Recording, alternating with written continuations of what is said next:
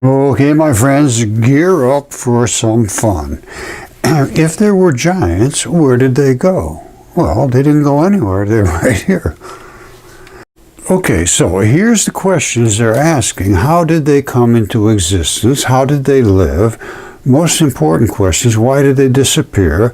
And did they ever exist? Or did they never exist except in the world of myth and legend? Well, how did they come into existence? It's fully understood when they were giants in the earth in those days, and they came into existence when the sons of God went into the daughters of man, and they had giants. And I will show you these giants, and I have them. They are DNA tested and CAT scanned as well. Did they ever exist? Absolutely. And they did exist in myth, but more than that, they existed in actuality, as you will see right here. And I have bits and pieces of them right here in my shop, lots of them. Now, do we know everything? No, we don't. Of course, if you ask the historian biologist about giants sitting on top of a beanstalk or grew in Jack's garden, he'd laugh and he'd answer you confidently, there are no giants. But how? Why? How did they know that? What about all the folklore? What about all the religious stories? There's not one single culture on the face of this planet that doesn't have stories about giants. 100%. 100%. Or the heritage of every word. About all of them. How can they not exist? You will inevitably ask, and he will answer you saying, okay, if they existed, where are the remains? Well, there they are right here. And anyway, their traces, the cities, well, there was a giant flood. That's why they died as well. Why did they die? They disappeared because of the giant flood. And they did exist, yes. And here's what happened to them when they got in that giant flood. All right, this is a 3-foot wide human hand. Take your left hand and splay it back like that. You've got this running right down here, which is the tendon. Okay, the pad comes right around here just like yours. You have a cleave in between where they pinch together. This is where the small finger comes out, the little finger, and that's where the thumb goes. This silvery looking stuff that's peeling off, that is grip skin. That's the same as on your hands, and that's made to be used and sloughed off. And it peels off, and it's extremely dense in silicone. All right, so that's the hand. Now I have the fingers and knuckles and all that stuff here. Now here's one of the fingertips, which I have right here.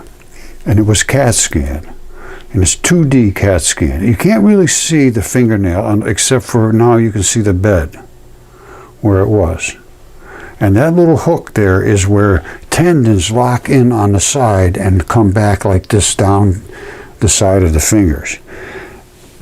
So that was CAT scanned. And this is what they call 2D. I had the 3D done too. But all you can see is this. You can just barely see the shadow of the bone. And that's where it was. But the 2D works pretty good. The 2D shows the back of it right here. This is coming from the back of the fingertip right here. All right, that's the fingertip. And they say it has a hook over here. That's where the tendons lock right in, and they wrap right down there. And that lets you move your fingertip around by locking in those tendons. Anatomically, if you look it up, you can see it. Now, there's 2 major tendons coming down the side as well. And underneath them, that little dot right there is a blood vessel, and that one over there is as well. And these are the tendons that run up. One of them's black and one of them's white because that's the 2 different shades of the blood. This is the bone. And it's a thumb. And I know it's a thumb, and I know it's a right-hand thumb because because of this.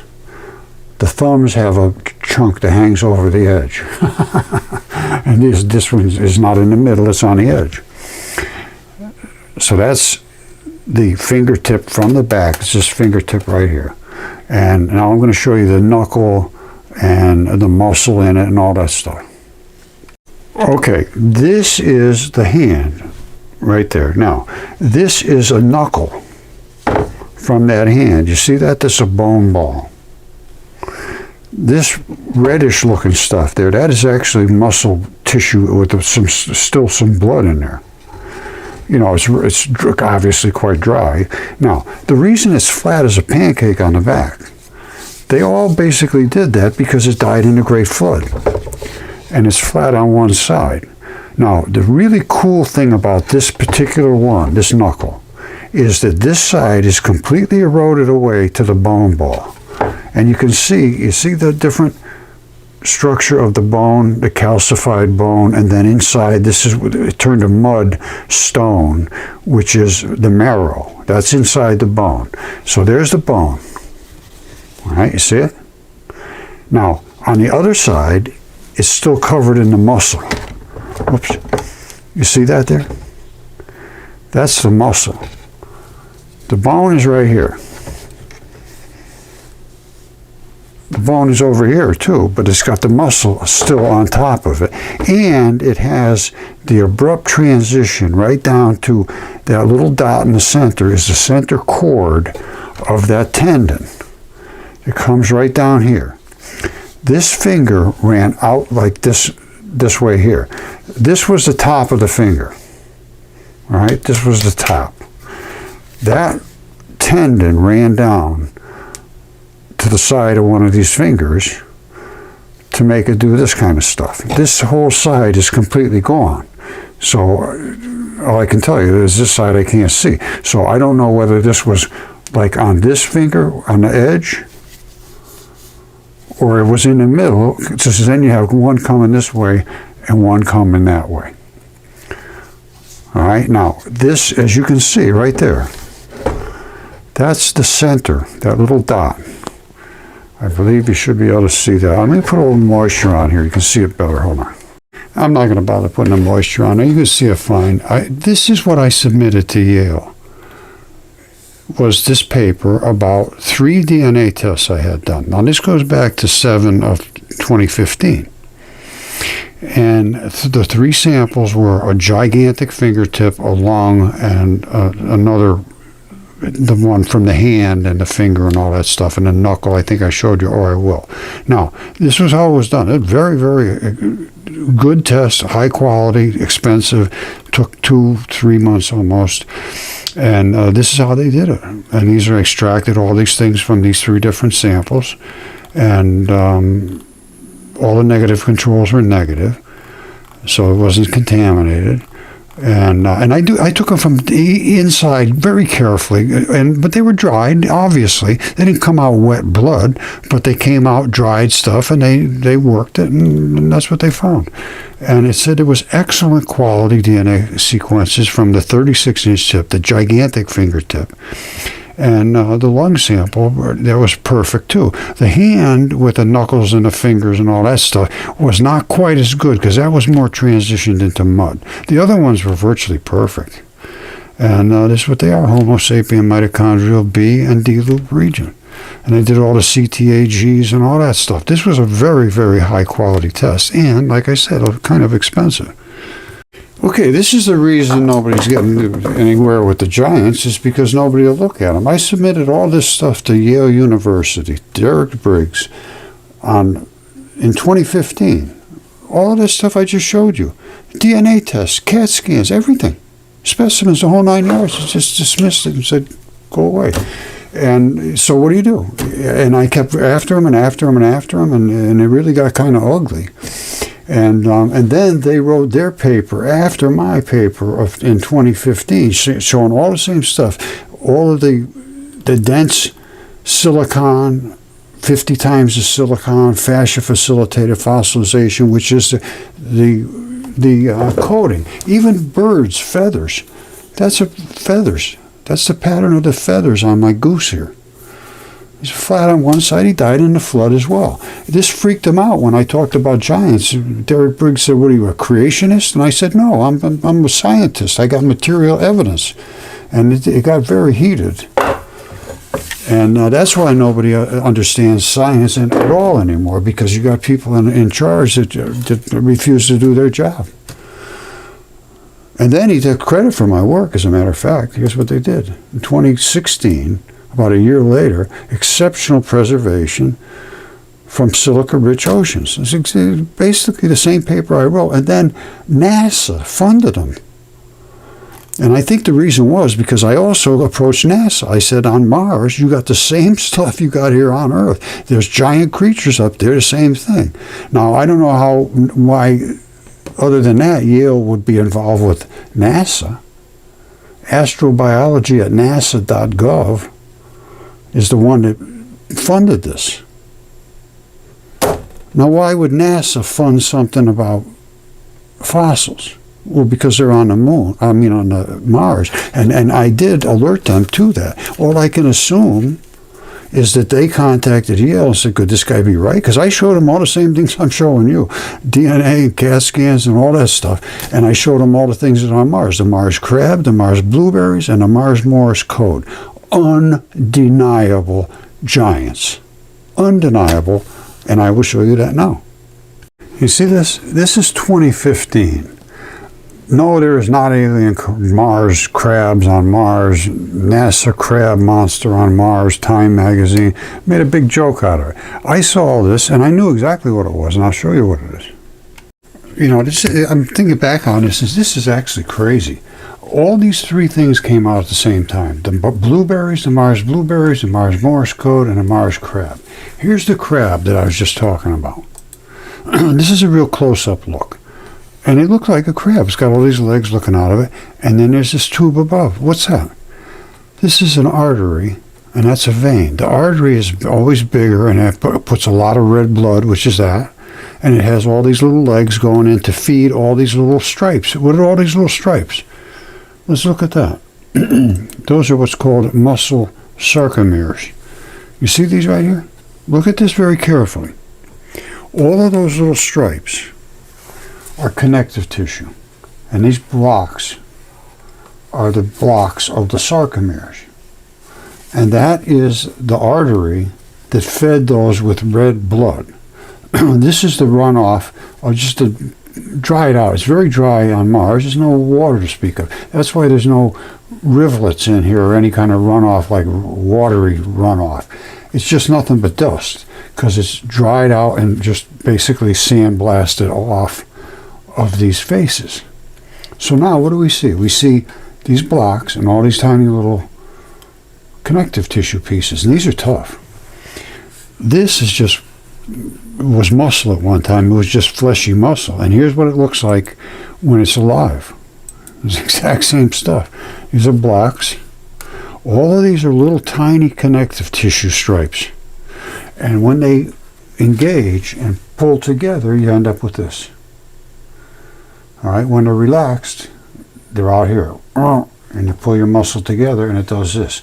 Well, what happens is you get these erosion patterns between the blocks because they're just block, and they're glued together. The glue basically runs out, and then you sometimes get a little line down the center as well. But you get a ton of these little stripes because those are connective tissues. And that's precisely what I just showed you right here. That's them, right here. You see them? Like this is a block right here, and that's probably the center-ish part. It's hard to tell, but this is what it is. You don't have these lines running through them, and then all of this running there, and then all of the little red stuff running out, and then a blood artery here right next to it, and a vein next to that. It's impossible to think that that's just nothing. Oh, it's just nothing. So I contacted NASA about this. And this was as soon as I saw it, and I think it was early in 2015, and I got a hold of them. I said, you got biology up there, my friends, and that's, I don't remember what happened, but it certainly didn't go my way.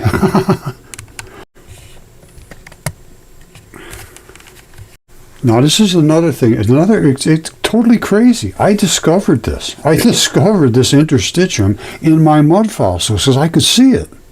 In these gigantic mud fossils, I could see this weave. So I got a hold of all kind of different medical people, and sure enough, they said, no, we never knew about this before, because by the time we autopsied everything, it was flat. And they now call it a newfound organ. I'm not kidding you. I discovered this. It's just true. You see this here? This is 2018. Meet your interstitium, a newfound organ. And that was the interstitium. This stuff right here, this is called the interstitium. Now guess where it is also? It's up on Mars. Remember this pattern? Here it is right here. There's the interstitium. And that is in your skin. And all your organs and everything else. It's everywhere in your body. And what it does is it wraps and coats and it has all this fabric. It's like a fabric, but only they're stringy and rubbery and they can pull. The balls are the tough spots. They're hard and they anchor. The straps are stringy. And this is pinched skin, stretched, and a little bit stretched over here, and it's been sandblasted. And the reason I can tell it's up on Mars is there's absolutely no erosion. There's no watery stuff at all. It's just like you took something and sandblasted it. It's right here. There's absolutely no question. This is the interstitium, and these are the balls, and these are the straps. They stretch, and then they return back when you stop gushing up your arms and stuff or whatever. You pinch your skin together, and that's what happens. It can move any which way it wants, but it always comes back to where the balls are. And this is what it is. That's all I can tell you. These are the balls, and these are the straps. They never knew this was here because by the time they had it, it was flat as a pancake. All of the fluids were drained out of it. And then they'd put it under a microscope and say, yeah, look at that flat, heavy-duty collagen. No, it's just layers and layers and layers of fluid-filled highway that no more fluids. And that's what they thought. That's why they never knew it was there. Now it's a newfound organ, and I'm going to tell you what, this is the most important organ in your entire body because this is your immune system. This buffers you from whatever's trying to get into you. And there's all it's called a fluid-filled highway now, and it's filled with bacteria and enzymes.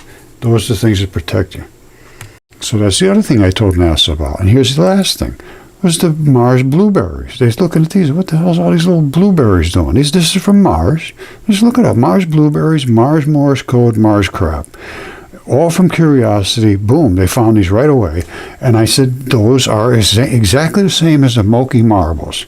And these are from giant creatures that were up on Mars. And of course, they thought I was totally insane, I'm sure. But here's what the Moki marbles are. Right there. They're the same identical things. Only on Earth and on Mars, there was giants. There were giants, and they were so enormous, nobody could ever put their mind around it. This is literally skin from some giant creature over on the coast of the United Kingdom, Hunstanton Beach, and these are the balls that were locked in this interstitium, and they have eroded out because they're tough, and all the other stuff turned into mud. It's literally mud now, all the red. And above that is the skin. And here it is right here. It's exactly identical. Right there. All the balls have eroded down, and all the red fleshy stuff is still there with the interstitium in it. And the top is the mucosa, or skin, whatever you want to call it. And there's a Mars blueberry. It's Mars blueberries and Moki marbles. They're all in Utah, Arizona, because there's giant creatures everywhere around the world. And here's what they look like in the skin now. This was back when I can't tell you why or how or any details other than the fact that there was giant creatures, just as it's said in every culture, but they were so beyond the size, it's almost impossible to believe. But this is what it is. It's true.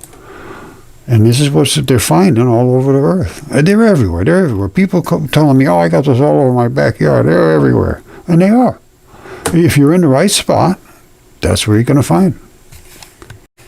So don't forget, I submitted all this stuff to Yale, Derek Briggs at Yale, along with the DNA and the DNA tests and the CAT scans and everything else. And then I also submitted all this stuff about Mars to NASA. Well, somehow NASA and Yale got together at the same time. And in 2016, the end of 2016, Yale puts a paper out, basically said what I said. And NASA paid for it. All right, they were in the Triassic rock area, and exactly where I am in the Triassic rock area. They have Dinosaur State Park up here with dinosaur footprints right down the road from me, basically. And then they say a big part of the answer, well, first of all, they still talk about this. This is the people from Yale, the first author study. We would like to understand the relationship to the complex animals that evolved shortly after this disaster. And they know it was a disaster. Are the Ediacara organisms some sort of failed evolutionary experiment? Yes, they were. They wiped out all the giants. Or do they include the ancestors of animals that live today? Now, in the oceans. Because they said it was a worldwide ocean flood event. And that's what happened. It was completely saturated with salty silicates. Now, listen to this now. A big part of the answer involves figuring out how these fossils were able to form. I have shown it, no question whatsoever. And I know exactly how it happened, and I know the different chemistry and everything. The aluminum silicates boiled down from phospholipids to form the surrounding coating, which was the collagens. Now, it says the animals themselves were entirely soft-bodied. Totally wrong. Entirely soft-bodied, lived before the evolution of shells, teeth, or bones. Absolutely not. Totally wrong.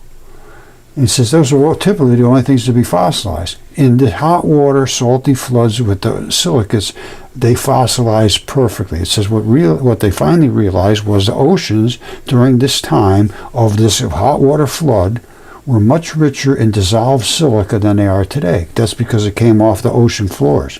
There's a siliceous ooze, they call it, on an ocean floor. It all came up and supersaturated the seas with silica.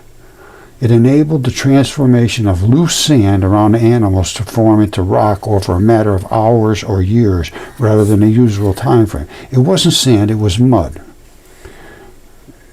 And it says they were rapidly buried by sand during underwater storm events. But then they say it was worldwide. The whole world was underwater. And they just have everything wrong, and they got funded by NASA. Right after I told them, NASA, that all these things were happening, they could range this thing at 540 million years old. Absolutely not. 3,500 years ago is when this happened. Every single one of the things I showed you are on the surface of the Earth. They're not even buried. And I have new species, no toes. The toes are built right into them. They're feet that are very similar to humans, only the toes are built in. I have giants, I have regular-sized creatures here, and I have them coming out of my ears. And they're just everywhere. Just everywhere. All right, so don't forget, I submitted all this stuff to Yale, the CAT scans, the DNA reports, all the specimens, everything, and then they took credit for that work. I don't think it's right. Anyway, thank you. I love you all.